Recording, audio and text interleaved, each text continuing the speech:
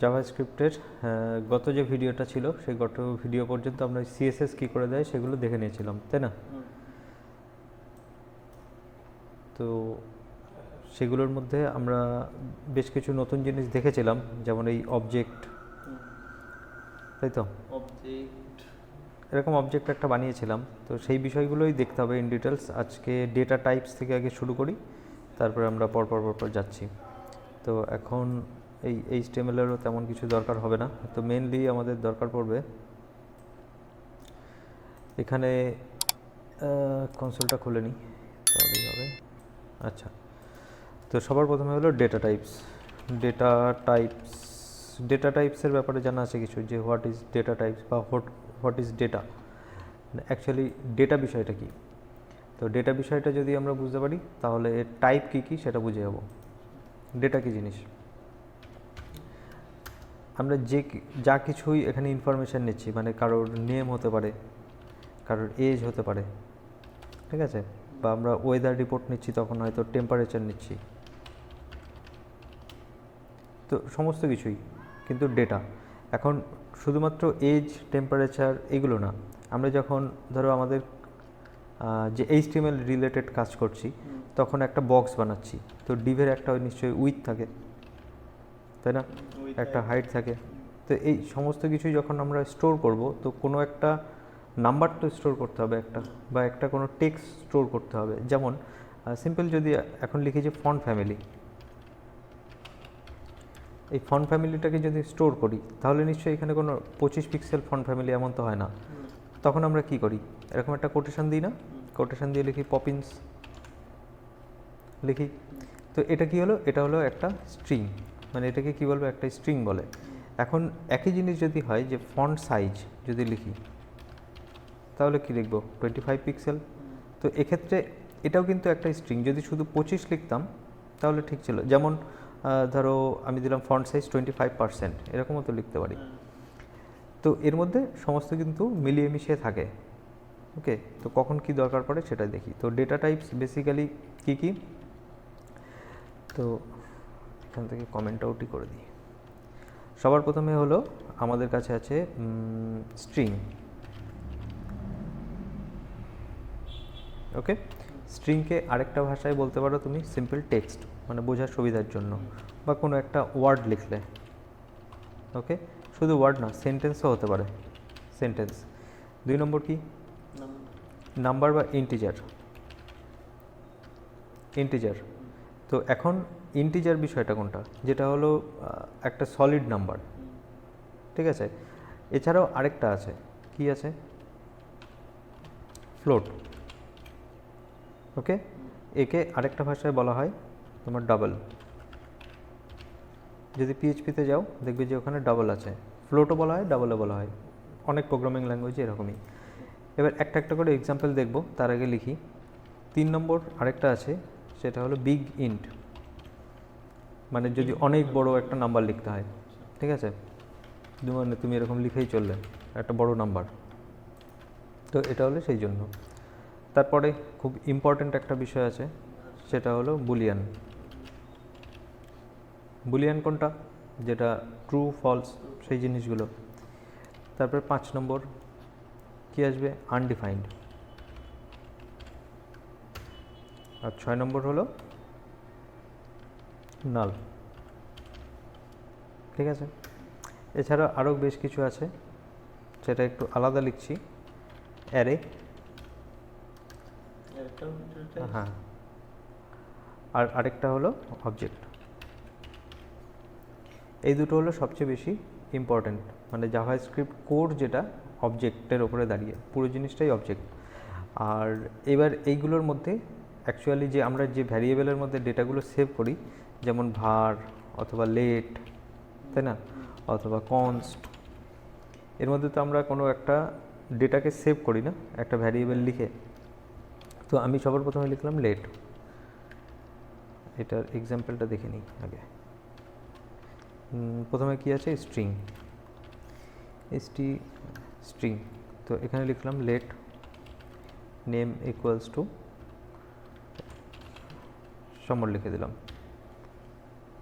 তো একই রকমভাবে আমি স্ট্রিং আরেকটা লিখতে পারি যে লোকেশন লিখলাম হাবড়া।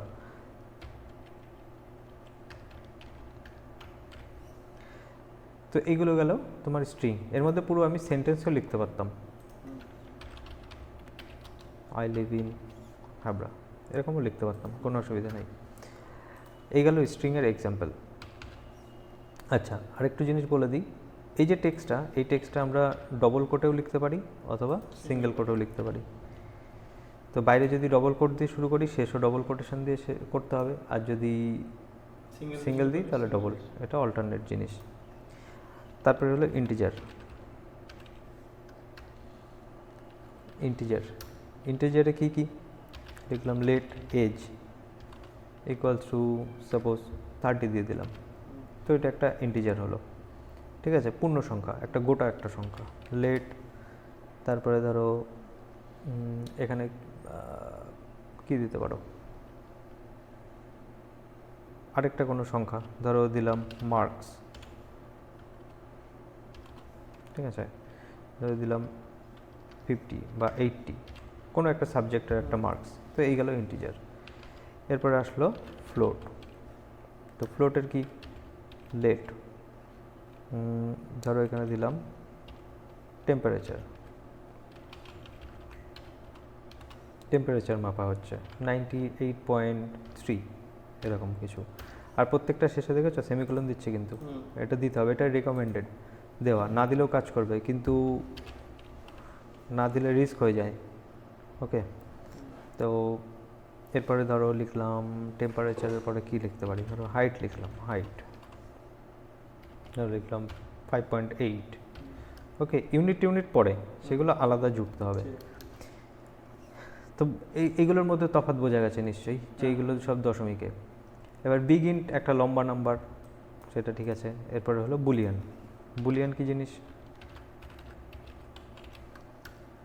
কি জিনিস, লেট, ধরো লিখলাম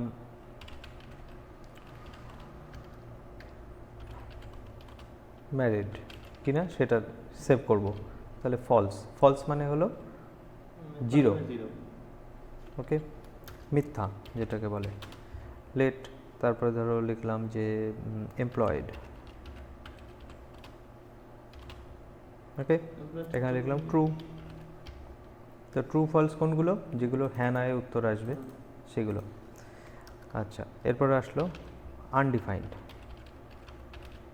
এটা এক্সাম্পল দেওয়াটা একটু মুশকিল, কারণ হলো মানে ভ্যারিয়েবলে আমরা যদি সেভ করতে চাই তাহলে করতে পারি। ধরো এরকম লিখলাম যে এক্স ইকুয়ালস টু আনডিফাইন্ড,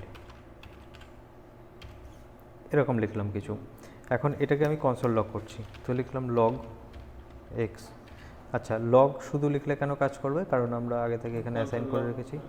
তো এখন যদি রান করি তাহলে দেখো আনডিফাইন্ড। এবার এই কাজটাই আমরা যদি এখানে না করতাম, মানে কোনো ভ্যালু যদি অ্যাসাইন না করতাম, তাহলে যদি লিখতাম তাহলেও আনডিফাইন্ড দেখাতো। ওকে, এরপরে আসছে নাল।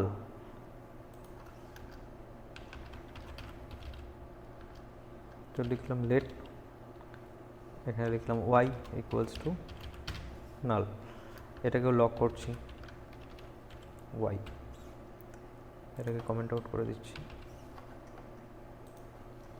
নাল এসছে। আচ্ছা, মানে এগুলো কিছু না, এটা মানে হলো কিছু না, আগে ডিসকাস করেছিলাম একদিন। আর আনডিফাইন্ড যেটা, সেটা কি, সেটা মানে হলো আছে কিন্তু ডিফাইন করা নেই, এটাই এরকম। আমরা এইভাবে এইগুলোকে ইউজ করতে পারি। তো এইগুলো হলো বেসিক একদম জিনিসের, আগেও হয়তো করেছি আমরা কোনো ভিডিওতে, এগুলো জানা আছে। আর এটা প্রত্যেকটা ল্যাঙ্গুয়েজে মোরালেস সেম, তুমি যে ল্যাঙ্গুয়েজে শেখো, পিএইচপিতে গেলে আবার একই জিনিসই আসবে, ঠিক আছে, জাভাতে গেলে আবার একই আসবে, পাইথনে গেলেও একই জিনিস আসবে। এবার আজকে যে বিষয়টা হবে এই দুটো, অ্যারে আর অবজেক্ট। তো এগুলোকে কমেন্ট আউট করে রাখি। তো এবার শিখি অ্যারে।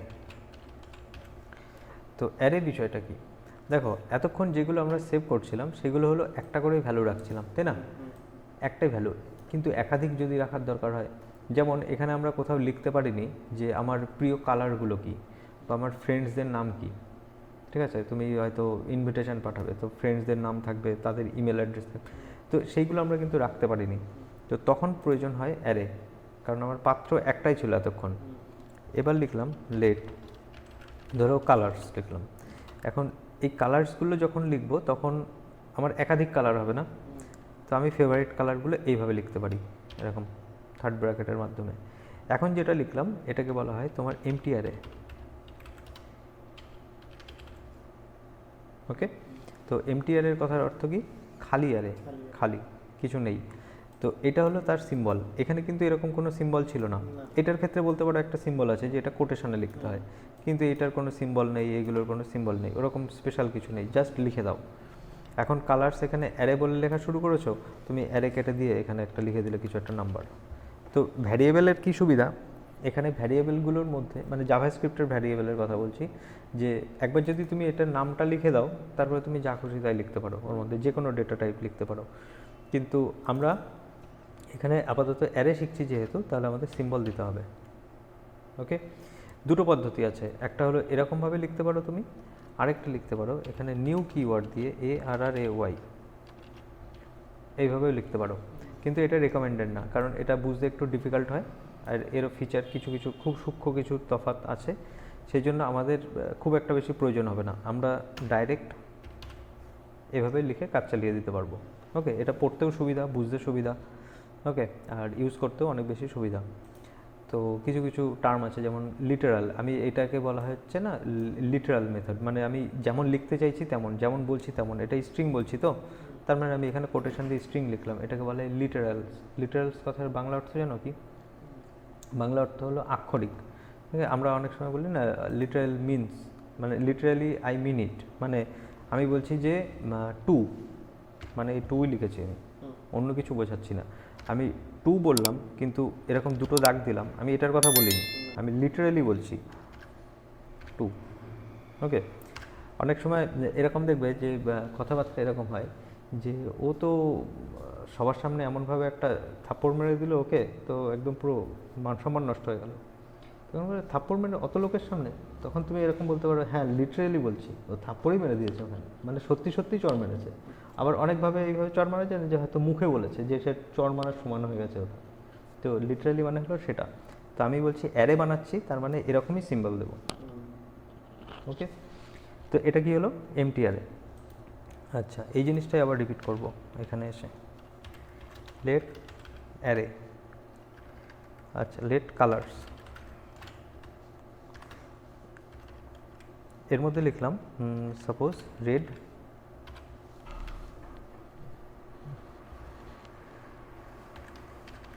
গ্রিন আর হলো ব্লু,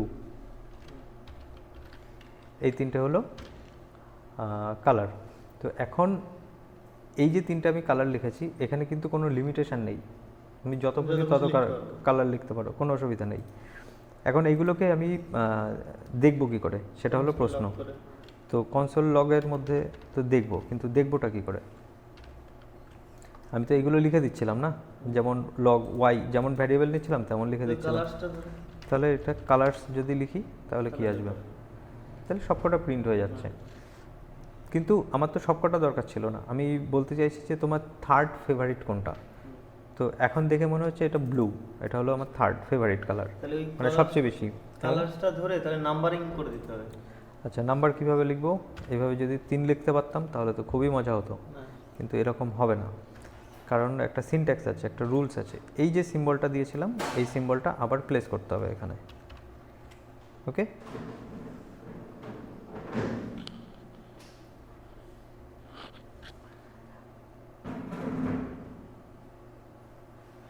আচ্ছা, তারপরে এবার কত নম্বর? 3 নম্বরটা, তাই তো? তাহলে এখানে কত লিখবো? 3 লিখবো। এবার 3 লেখার পরে যখন রান করব তখন বলবে আনডিফাইন্ড। কেন আনডিফাইন্ড বলবে? কারণ 3 নম্বরে কিছুই নেই। ও, এটা তো 0, 1 আর 2। এক্স্যাক্টলি। অ্যারে আমরা আপাত দৃষ্টি থেকে দেখে মনে হচ্ছে 3টে, কিন্তু কম্পিউটার গোনে 0 থেকে। ওকে, কারণ নাম্বার 10টাই হয়, 0 1 2 3 4 5 6 7 8 9। তো এখন আগে দেখে নিই কী আসে। তাহলে ব্লুটাকে ধরতে হলে আমাকে 2 লিখতে হবে এখানে, তাহলে ব্লু আসবে। ওকে, এখন এর মধ্যে কতগুলো আইটেম আছে সেটা আমি গুনতে চাই, তাহলে সেটা কিভাবে গুনবো?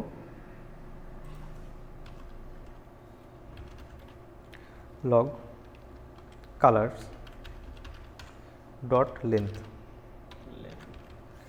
এটা যদি আমরা লিখি তাহলে আমরা কতগুলো আইটেম আছে এখানে পেয়ে যাব, 3টে আইটেম আছে। মানে এটা 3টে আইটেম আছে, 3টে এর মধ্যে মানে ভ্যালু রয়েছে সেটা গোনাচ্ছে কিন্তু। ওকে, মানে এটা 3 নম্বরটাকে ধরছে না কিন্তু, এটা 3 নম্বরটাকে গোনাচ্ছে। 0 1 2 মানে এইটা করে 3টে হচ্ছে। এবার লগ করলাম কালার্স, ওকে, ডট, তারপরে ধরো তুমি এখন চাইছো যে আচ্ছা এটা লগ পরে করছি, মনে করো কালার্স একটা রয়েছে, আরেকটা তুমি ওখানে জুড়বে, মানে পরে গিয়ে অ্যাড করবে বা আগে গিয়ে অ্যাড করবে, সেই জিনিসগুলো করা যায়, সেগুলো আস্তে আস্তে অ্যাডভান্সের দিকে যাব। তো তার আগে বেসিক জিনিস দেখি যে মনে করো এই যে ব্লু কালারটা তোমার পছন্দ না, তুমি এখন ব্লু কালারটাকে চেঞ্জ করবে, তাহলে তুমি কীভাবে চেঞ্জ করতে পারবে? মানে ওই ভেরিয়েবলের মধ্যে থেকে চেঞ্জ করে দেবো। তাহলে 2 লিখে ইকুয়ালস টু, এখন ধরো তুমি ব্লু কালারটাকে করবে হলো পার্পল।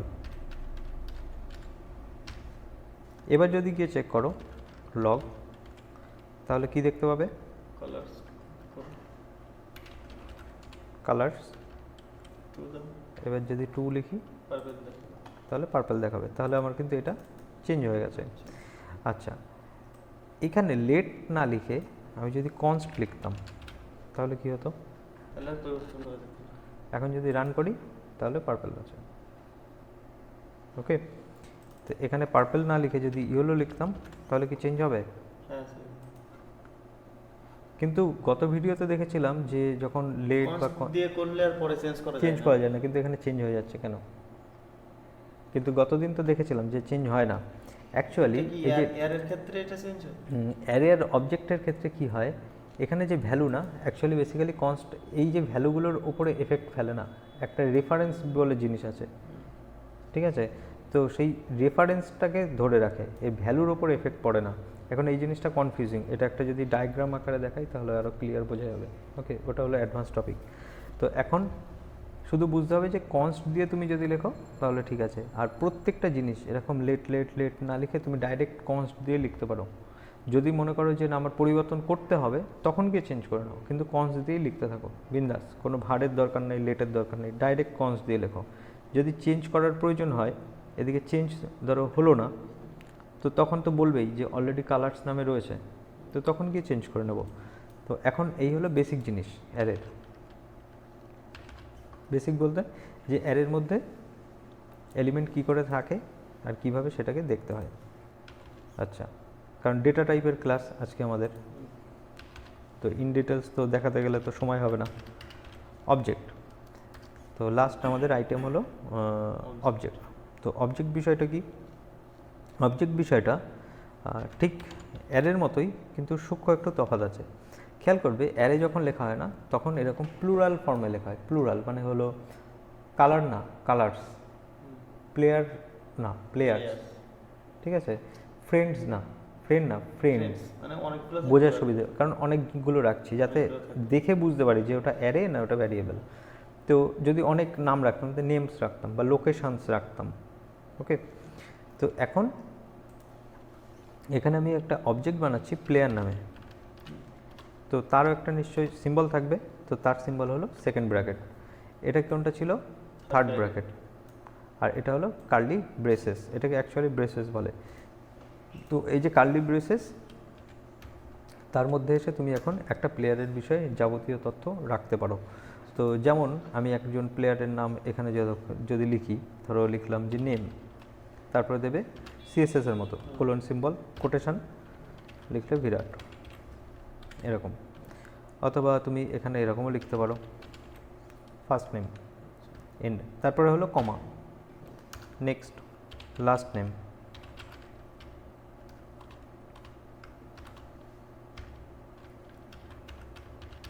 কোহলি।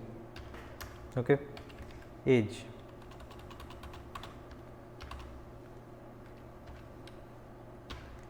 তারপরে এবার ধরো এখানে লিখলে রোল, রোল পরে দিচ্ছি, আগে লিখি কান্ট্রি বা ন্যাশনালিটি।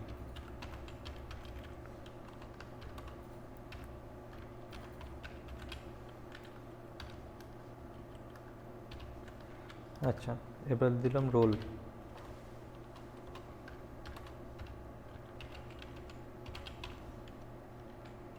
ওকে, ব্যাটসম্যান। এবার এটা আমি ডেটাটাকে সেভ করেছি কয়জনের বিষয়ে?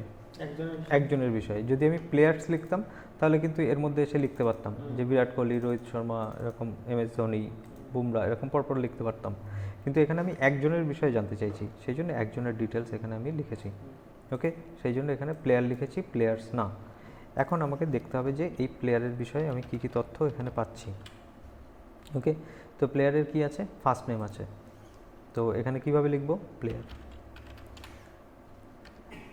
সবার প্রথমে এটাই সার্চ করে দেখি, PLAY প্লেয়ার। এটাকে লক করে দেখি, দেখো সেই অবজেক্টটা দেখাচ্ছে। এবার আমার দরকার কি? Age, first name, last name, nationality, role. আর এখানে দেখো সাজিয়ে নিয়েছে নিজের মতো করে A to Z। তো কোনটা আগে কোনটা পরে কিছু যায় আসে না এখানে, কারণ আমাদের এটা কি আছে, এটা ভ্যালু আছে। ওকে, এগুলোকে অ্যাকচুয়ালি বলা হয় প্রপার্টি। এটা property property property property property, ঠিক যেমন CSS এ লিখতাম না, হাইট, উইথ, সেগুলোই। ওখানে তো আমরা নিজেদের মতন এইভাবে তো বানাতে পারতাম না, কিন্তু আমরা এখানে বানাতে পারবো নিজেদের মতো। CSS এর সঙ্গে এই কারণে তুলনা করছি, তাহলে বুঝতে সুবিধা হয় বিষয়টা। এখন আমি চাইছি প্লেয়ারের ফার্স্ট নেম, তাহলে কীভাবে লিখব? Dot first name. এখানে নাম্বার দিয়ে করা যাবে না? না, এখানে নাম্বার নেই তো। আর এখানে যেটা ছিল ইন্ডেক্স, সেটা অদৃশ্য একটা নাম্বার ছিল এর ভিতরে, যেটা জাভাস্ক্রিপ্ট নিজে থেকে চুজ করে নিয়েছে। এটাকে 0 বলেছে, এটাকে 1 বলেছে, এটাকে 2 বলেছে, এটা সেট করে নিয়েছে। এখন এই নাম্বারের প্রবলেমের হাত থেকে বাঁচতে গেলে আমাদের এই অবজেক্ট বানাতে হবে, তাহলে আমরা নিজস্ব নাম দিয়ে ডাকতে পারবো এটাকে। এখন আমি চাইছি যে প্লেয়ারের ফার্স্ট নেম, তাহলে এইভাবে লিখবো, পেয়ে যাব। এটা কি? Dot notation. সময় যদি আমি লাস্ট নেমটাও দেখতেছি, তাহলে এখন আমি এখানে প্লাস দিলাম। ওকে, অথবা এখানে কমা দিয়েও দেখতে পারো তুমি। এখানে লিখলে প্লেয়ার আর ডট পুরোটাই লিখতে হবে লাস্ট নেম। হ্যাঁ, কারণ তুমি কি চাইছো? প্লেয়ারের লাস্ট নেম। তুমি যদি শুধু লাস্ট নেম লেখো তো বোঝা যাবে না তো, কারণ এটা তো ভ্যারিয়েবল না, এটা একটা প্রপার্টি। তো কার প্রপার্টি? লাস্ট নেমটা কার? এই লাস্ট নেমটা কিন্তু এর সঙ্গে, হ্যাঁ, এর সঙ্গে কানেক্টেড। এই ফার্স্ট নেমটা কার? প্লেয়ারের। এটা প্লেয়ারের সম্পত্তি। প্রপার্টি মানে কি? বৈশিষ্ট্য। তো তো এই বৈশিষ্ট্যগুলো কার? এই ন্যাশনালিটি, রোল, রোলটা কার? প্লেয়ারের। তো এখন এই জিনিসটাকে তুমি চাইছো যে না, একটা যদি একবারে লিখতে পারতাম ফুল নেম হিসাবে, তাহলে ভালো হতো, তাহলে আমাকে ফার্স্ট নেম লাস্ট নেম এইভাবে লিখতে হতো না। তো তার জন্য আমরা এর ভিতরে একটা মেথড লিখতে পারি, দেখতে ফাংশনের মতো, অ্যাকচুয়ালি ফাংশনই, কিন্তু ওটাকে মেথড বলে। তো আমি এখানে লিখলাম যে গেট ফুল নেম, এরকম। ওকে, তো এটাও একটা কি লিখলাম। এবার ভ্যালু হিসাবে আমরা কি লিখব? ফাংশন। ওকে, এখন ফাংশনের যে সিম্বল হয় সেটা দিলাম। ফাংশনের ব্যাপারে পরবর্তী চ্যাপ্টারে শিখব। এখন এখানে এসে আমি লিখে দিলাম, ধরো রিটার্ন